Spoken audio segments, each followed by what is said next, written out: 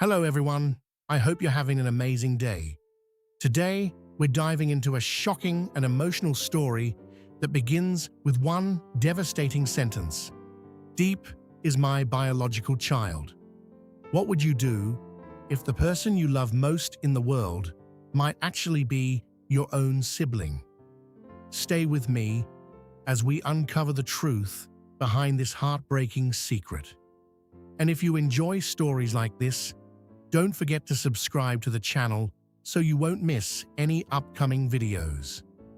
The old living room was washed in a dull, yellow glow, the kind of light that makes everything feel heavier than it already is.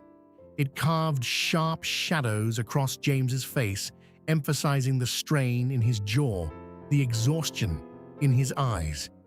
Across from him, his father sat rigid and composed, voice low, but slicing clean through the silence.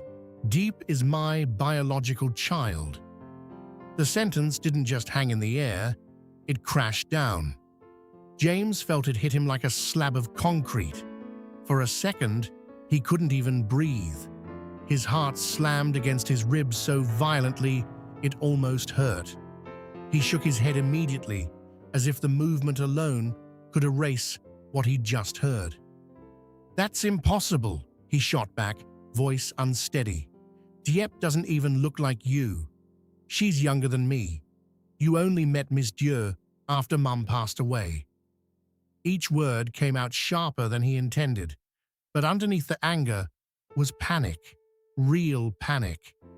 His eyes locked onto his father's face, searching for a crack, for some hint that this was a twisted joke, some cruel attempt to drive a wedge between him and the woman he loved.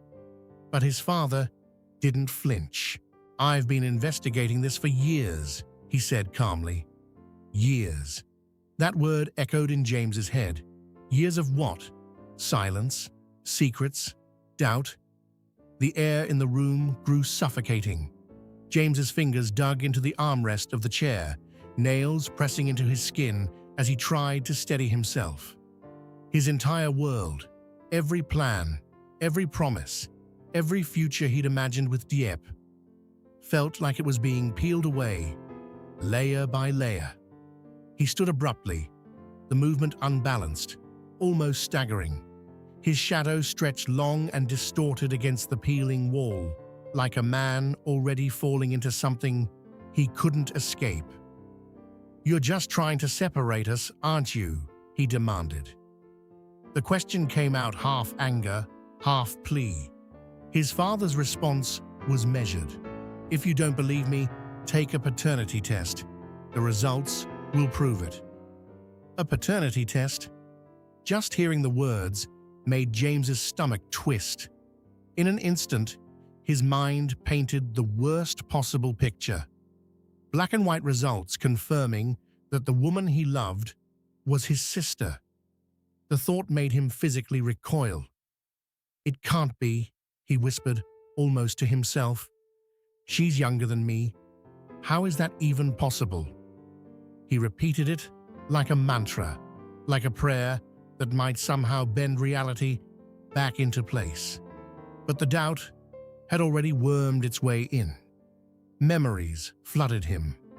Diep's laughter, the warmth of her hands in his, the quiet promises they'd made to each other. Now each memory felt tainted, threatened by something monstrous and unthinkable. He turned away, blinking hard, but tears slid down anyway. Not from weakness, from the kind of pain that doesn't even have a name. The ticking clock on the wall suddenly sounded louder, each second like a countdown to disaster. Later, under the softer light of a table lamp, James sat beside his mother. The atmosphere was quieter, but the tension hadn't left him. It clung to his skin like cold sweat. "Mum," his voice dropped to almost a whisper. "Dad says Diep is his biological daughter."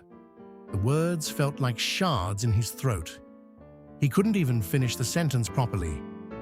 His mother looked at him carefully, her expression filled with concern, but not panic. That calmness almost made it worse. James lowered his head, fists clenched so tightly his knuckles turned white. "I'm not afraid of business failure," he admitted, voice shaking.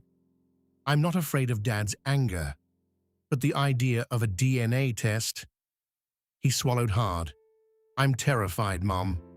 What if it says she's my sister?" The confession came out small, fragile. The living room suddenly felt cramped, like the walls were inching closer. "Please," he added quietly, "don't tell Diep. I'm not ready." His mother placed a gentle hand on his shoulder. That simple touch felt like the only warmth in a freezing night. But even her comfort couldn't dissolve the darkness clouding his mind. "You should take the test," she said softly but firmly. "You need clarity." Clarity. James imagined the results again. Cold, clinical words confirming the worst. He pictured himself standing in front of Diep, forced to say something that would destroy both of them. "What if she really is my sister?" he asked, voice cracking. "The person I love most in the world suddenly becomes blood. How do you even survive that?" His mother squeezed his hand. "Whatever the outcome, we will stand by you." He wanted to believe her. He truly did. But belief felt fragile, like a candle in a storm. He remembered evenings with Diep, quiet dinners, shared jokes, soft glances that needed no words. Now, every single memory felt like it was standing on the edge of a cliff. "I have to be strong," he muttered after a long silence. "I'm a man. I can't drag this out forever." His mother nodded gently. "If I can't do it alone, help me," he said. "But I promise I'll resolve this soon." The promise felt heavy, like a rope thrown across an abyss, both salvation and burden. He stood slowly and walked to the window. Outside, the sunset burned a deep red, almost like spilled blood across the horizon. It mirrored the turmoil inside him. Fear still gripped his chest tightly, but somewhere, buried under the dread, a small spark of determination flickered. He couldn't live in uncertainty forever. The next day, harsh fluorescent light poured over a cluttered desk as James sat across from a local official. The shift in atmosphere was almost jarring, from emotional chaos to routine responsibility. "Have you completed the fire safety preparations for your factory?" the official asked. James nodded automatically, though his mind was elsewhere. Fire extinguishers, water hoses, emission standards, expansion plans. He listened carefully, forcing himself to focus. Each requirement felt like a brick, something solid, practical, tangible, a temporary wall between him and the storm raging inside. "I'll make sure everything is prepared thoroughly," he replied, voice steady, despite the tremor in his hand as he signed the documents. He thought about the factory's future, the growth he'd planned, the stable life he wanted to build with Diep. That future now felt fragile, like glass under pressure. When the official left, the door clicking shut behind him, James sat alone for a moment. The fluorescent light flickered faintly overhead.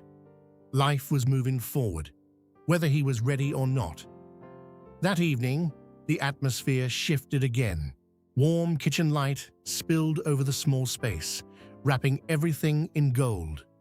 The sweet scent of coconut jam filled the air as James stood beside Diep, stirring the bubbling pot. For a brief moment, it almost felt normal. Nye sat on a high chair nearby, eyes bright, giggling as James reached out playfully. "Careful, it's hot," Diep laughed, blowing gently on a small piece of jam before feeding it to the child. James watched her, heart aching in ways she couldn't see.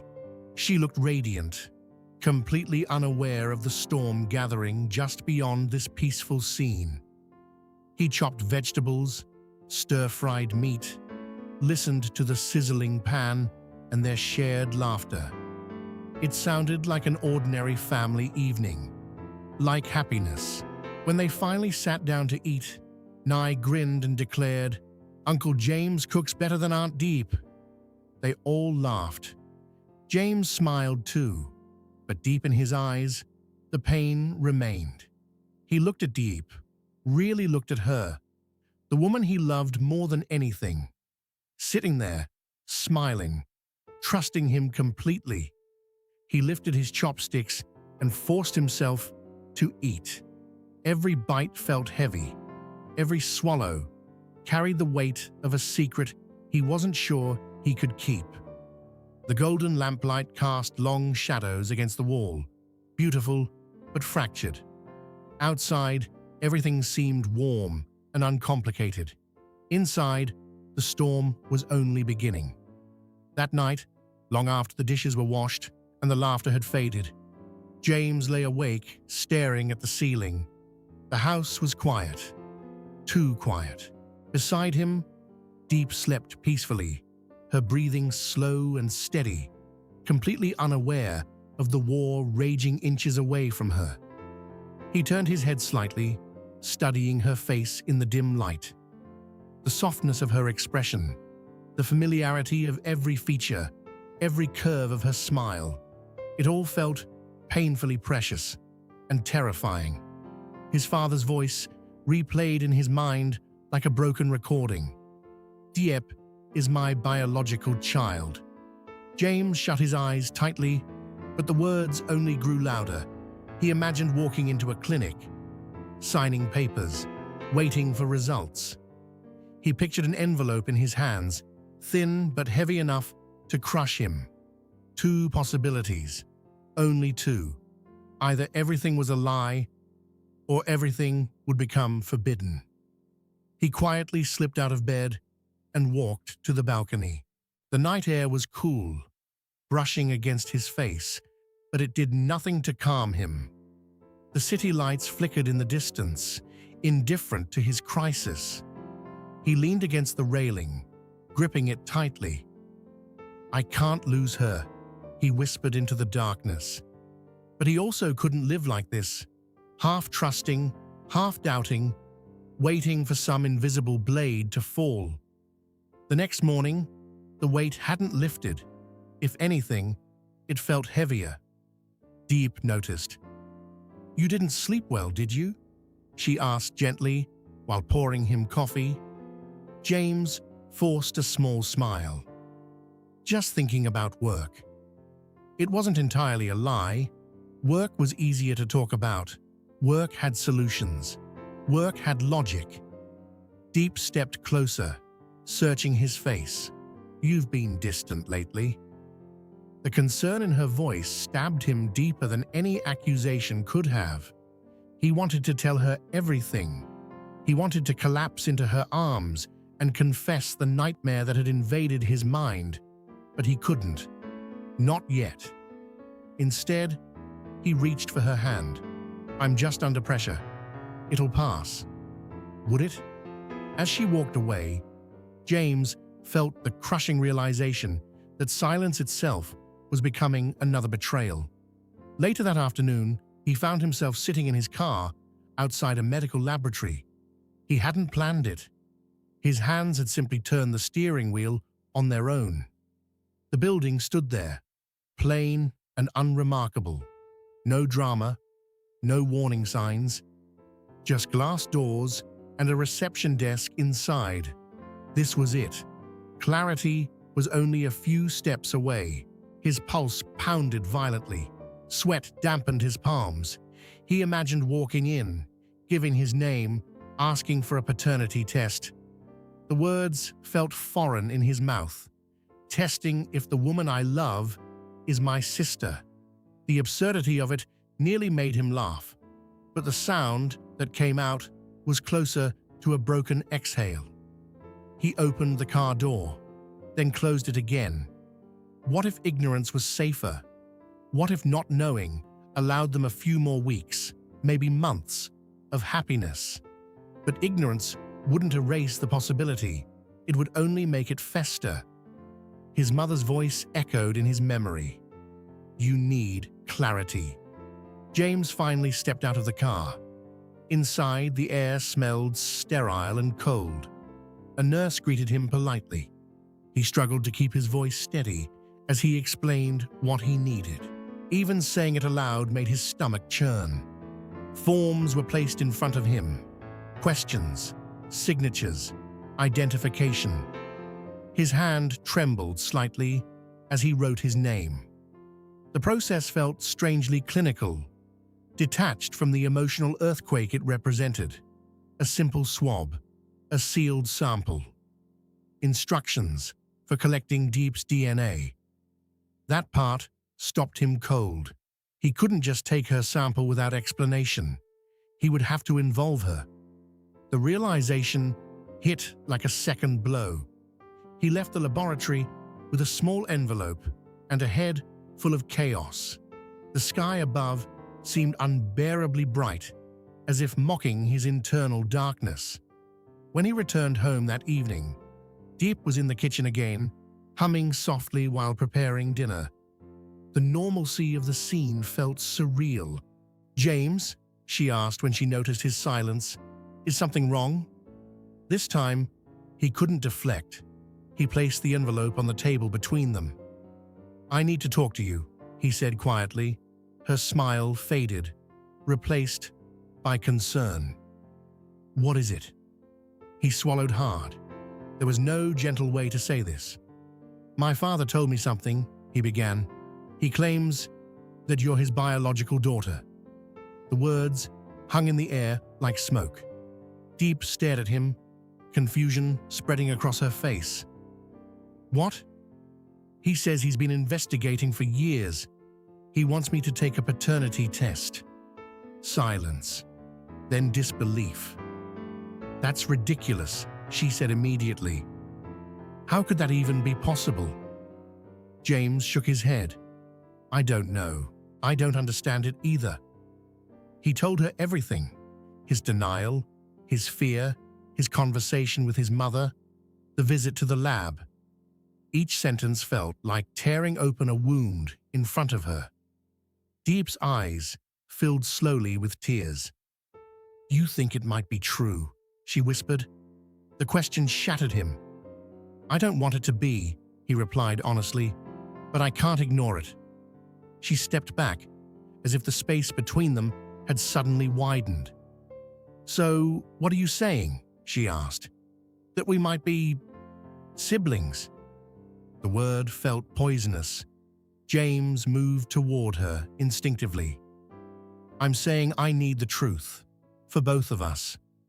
Diep looked at the envelope on the table as if it were a bomb. "And if it's positive?"